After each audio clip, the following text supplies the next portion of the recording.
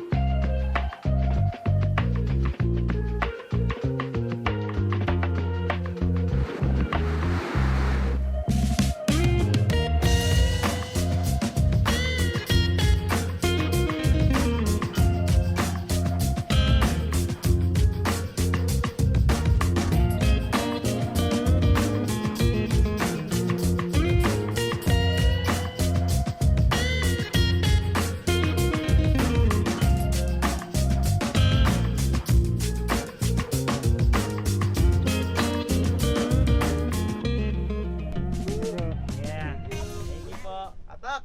Atak. Ayun tayo.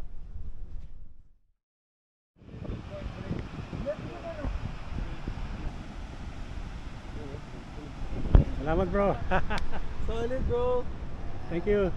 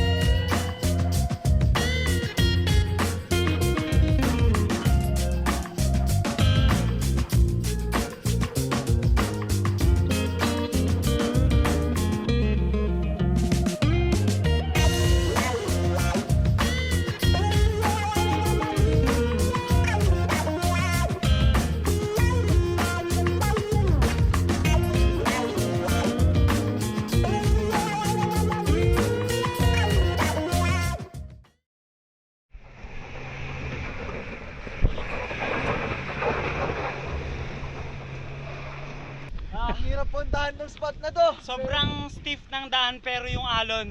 Sobrang Sobra. More than worth it. Oh. So, nabutas yung gulong namin after puntahan yung surf spot. So,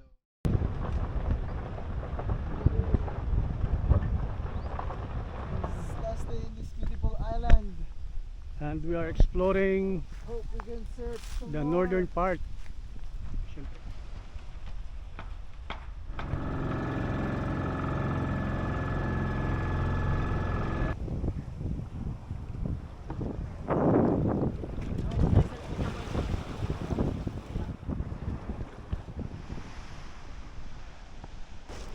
Wow! Grabe tubig dito, ang linaw.